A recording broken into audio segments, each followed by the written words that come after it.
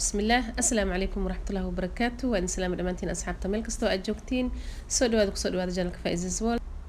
maanta waxaa dib ugu soo noqonay nafaqeynta timaha maanta waxaan sameynayaa mask oo 5 في 1 ama mask oo waxa waaye 5 shay timaha u qabanayso oo maasha Allah hal mask kaleena isku mask waxa marka asxaabta u fiican in mashaakilka timaha ku dhaco dhan yani mashaakilka madaxa hoos ku dhaco dhan ay u fiican tahay maasha Allah waxay kale u fiican tahay timaha go'aayo timaha waa badinaysa xoogi u yeelaysa quway siinaysa timaha sidoo kale waa dheereynaysa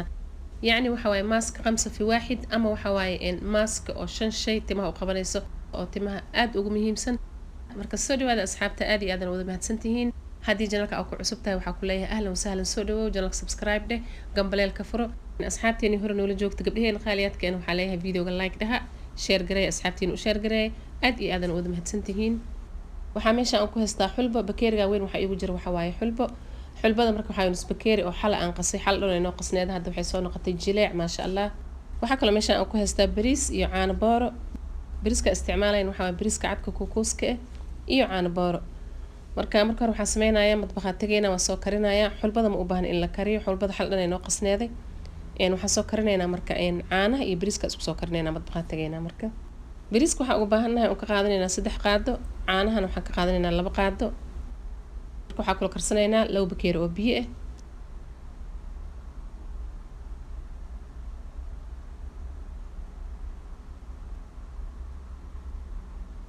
waxa u sugeynaa marka bariiska ilaa uu ka bislaanayo oo ka jilcaayo yani shii 20 daqiiqo 20 daqiiqo meelahaas u sugeynaa inta uu ka bislaanayo kadibna isla arkeynaa insha Allah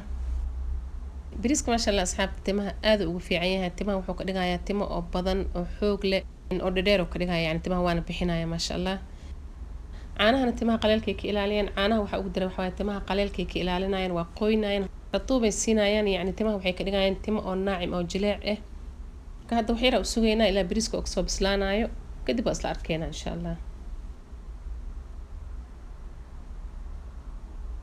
waakana hadda bariiska waa soo bislaaday markaan khalaas waaye dabka waa ka dibinaya markaan jileec oo noqdo biseel dabka ka dibinaya waxyara markaan u sugaya inta kuleelka badan oo ka baxaayo kadibna waa shiidaya markaas insha Allah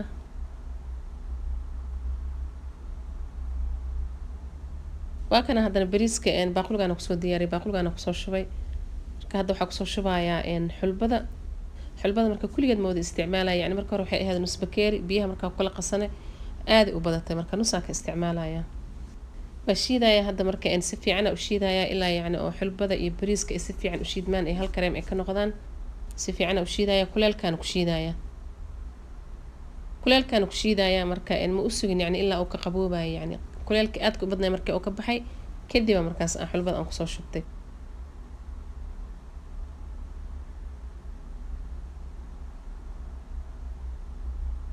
حكلو استعمالها زبدة مراعية استعمالها وحيرك استعمالها قياستي أدي 3 قاد عملك استعمالها أو زبدة أما بطر هدي بطر كان استعمالين وح استعمال كرتين أي سبق أهستين كدرسن كرتين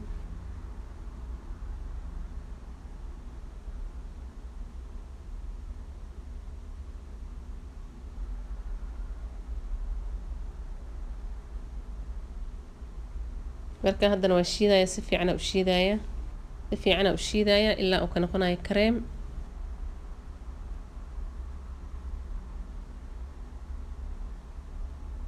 markaas haddana markii aan shiido ugu dambaystiisa soo baxay ma sha Allah waxa kale uu soo daraya saliid qumbaha 2 qaad camal ku soo daraya oo saliid qumbaha macaliish waxay u baahneed in la soo kuleeyo علشان hadda waxa way qabooba la galay qabowga markii la galo saliid qumbaha way fadhiisataa yani waxay noqonaysaa sida subag camal marka aaga si fiican ugu soo baxaysa adiga waxa ku darsanaynaa qiyaastii 2 qaado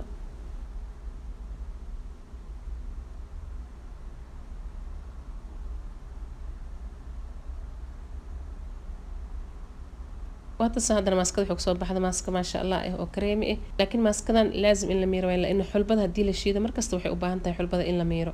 أنا هذا ميرو مركز استعمالها يعني ميرايا مركز يعني إذا كم حسمينيسين مركز شيدين كدب هذا إنا ميرتين واي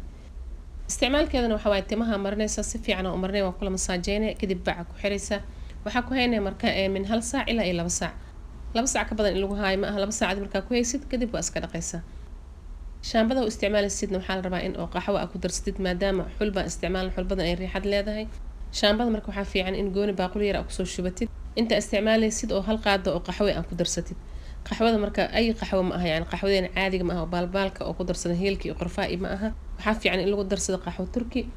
يعني قحوة وحواي أو جمرة كلية أو للدبوقات كوعرفيسو taas way tan loo isticmaalo shaambada oo shaambada lagu darsado calashaan waxay bixinaysaa riixada timaha sida marka hadaan isticmaalayno kale xulbada riixada ay leedahay marka saan camal loo isticmaalo oo qaxwada iyo shaambada la isku daro timaha lagu dhaqdo riixada dhan way bixaysaa sidoo kale marka isticmaalaysid maskaadka basasha lagu shubo kale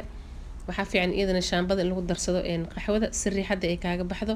iyo maskaadka oo zayuudka ama saliidaha oo iyadana acshaabta lagu daro acshaabta qaar oo waxaa jiraan riixad leh idan waxaa fiican in loo isticmaalo shaambada oo shaambada lagu darsado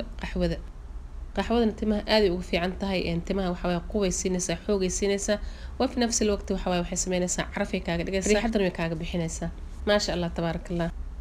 waxaan rajeynayaa inaad ka wada hesheen oo ka wada faa'iideen videogeena maanta aan kusoo sameysanay maaskada aadka u faa'iidada badan haddii aad ka hesheen videoga like tan oo saara like tilmaamina insha Allah aad iyo aad ugu wada mahadsantihiin insha Allah waxaan oo balan videoga dambe assalaamu calaykum waraxmatullaahi وبركاته.